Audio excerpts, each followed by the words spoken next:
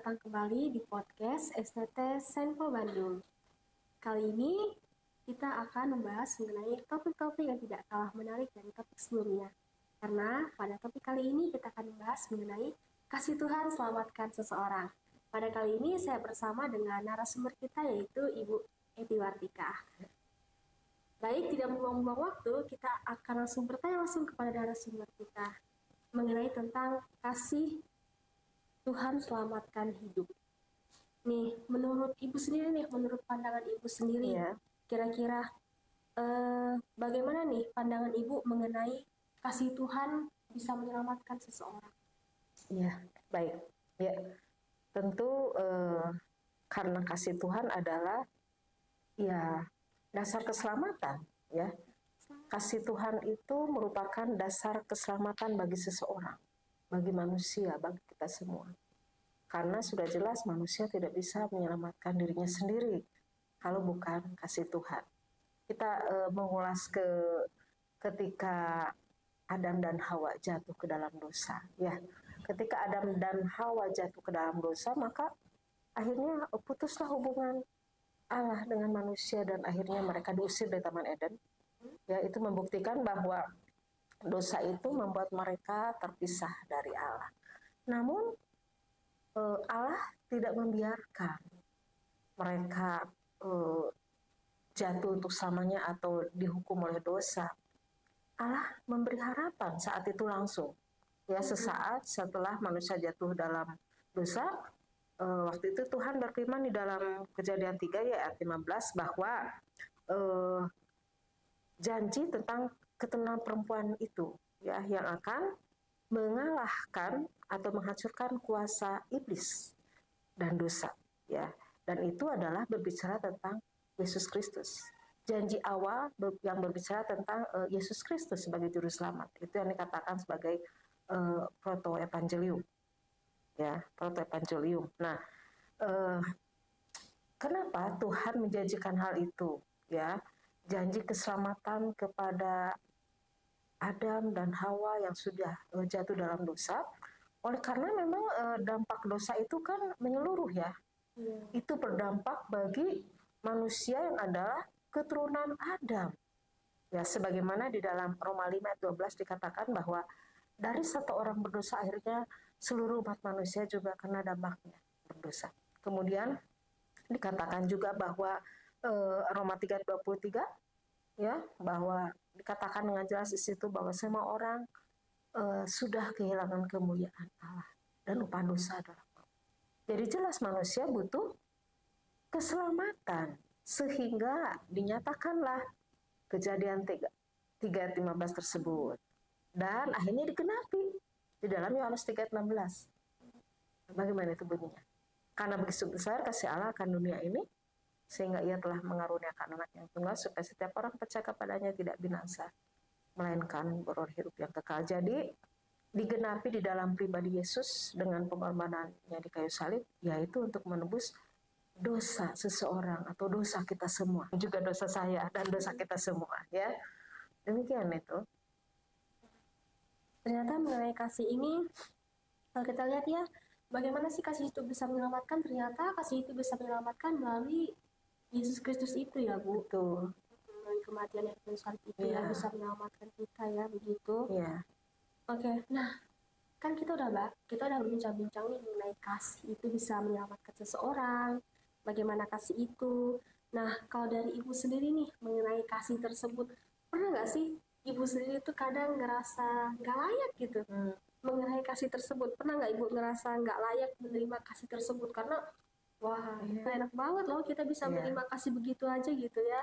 Iya, ya memang sekali lagi ya, kita bersyukur ya, kita bersyukur oleh karena ketika kita percaya kepada Yesus ya, kita diselamatkan. Karena memang ya saya kembali lagi dulu ke awal ya, karena memang di dalam Alkitab dikatakan bahwa keselamatan itu tidak ada di dalam nama siapapun selain di dalam Yesus, yaitu di dalam Kisah Rasul 4 ayat 12 ya.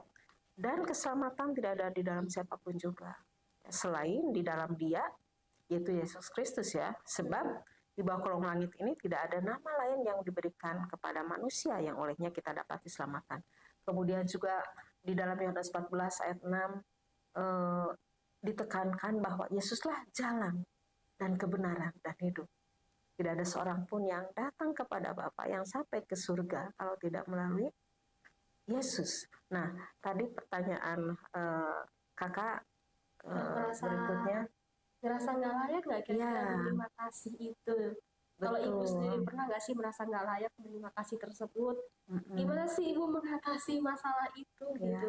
Ya terkadang itu bisa muncul ya, karena kayak aku gampang sekali enak gitu ya.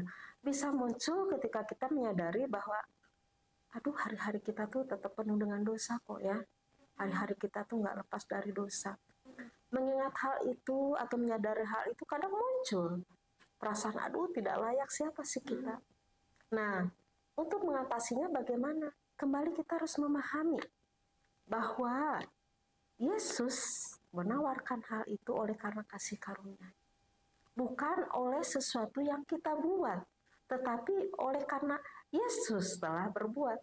Jadi Efesus Efesus 2 ya, ayat 8-9 mengatakan, oleh karena kasih karunia kamu diselamatkan oleh iman. Itu bukan hasil usahamu, tetapi pemberian Allah. Ya, dan selanjutnya. Nah, jadi dari situ kita melihat bahwa tentu keselamatan itu kembali lagi tidak bisa diusahakan oleh kita sendiri karena kita orang berdosa. Nggak ada satupun tanpa terkecuali ya, nggak ada manusia yang bisa menyelamatkan dirinya. Dan kemudian kita ingat tadi bahwa ya sering muncul perasaan tidak layak, tetapi ingat bahwa memang itu karena kasih karunia. Karena kasih karunia. Jadi bagian kita ya pahami aja ayat itu. Jadi bukan karena usaha kita memang, ya, bukan karena perbuatan kita, ya, atau bukan karena apa yang kita lakukan, tetapi apa yang telah Yesus lakukan untuk kita. Nah, kita harus kembali ke situ. Nah, kemudian tentu bagian kita ya mengucap syukurlah kepada Allah dan mengisi hidup ini dengan pertobatan, ya, mau kita dipimpin oleh Roh Kudus. Artinya hidup dalam pertobatan setiap hari. Itu mungkin yang membuat kita ini jadi tidak merasa minder ya, atau tidak merasa aduh tidak layak. Nah, seperti itu ya, harus disertai dengan ya sikap kita sebagai bukti berterima kasih kepada Tuhan ya, mengikuti teladan Yesus dalam hidup kita, mau dipimpin oleh Roh Kudus dalam kehidupan kita. Demikian mungkin Kak Sonia, ya. Jadi untuk merasa layak itu ternyata semua orang kadang seringkali ya merasakan hal yang tidak layak itu. Tapi balik lagi caranya itu kita harus ingat dong apa yang telah Tuhan lakukan kepada kita. Pertama kita selalu mengucap syukur ya apa yang telah dilakukan kepada kita. Nah, untuk ibu di sini mungkin ibu punya nih pesan atau kesan yang mau ibu bagikan nih kepada pendengar setia kita mengenai mereka yang merasa putus asa. Bahkan mungkin mereka belum merasakan kasih itu seperti yang mungkin orang lain sudah merasakannya, tapi mungkin dia belum merasakannya begitu. Jadi kesan dan pesan ya untuk pemirsa.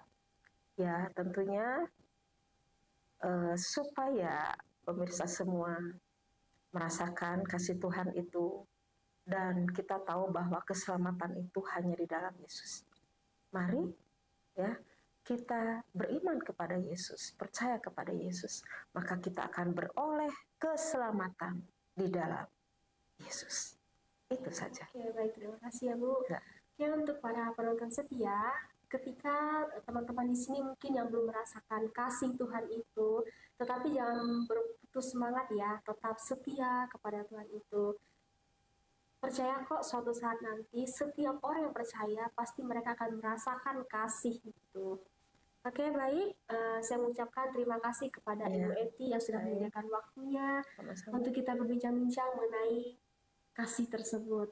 Oke, untuk itu, untuk para penonton setia, saya juga mengucapkan terima kasih. Tidak lupa untuk like, untuk komen, dan subscribe podcast-podcast kita. Sampai jumpa di podcast selanjutnya.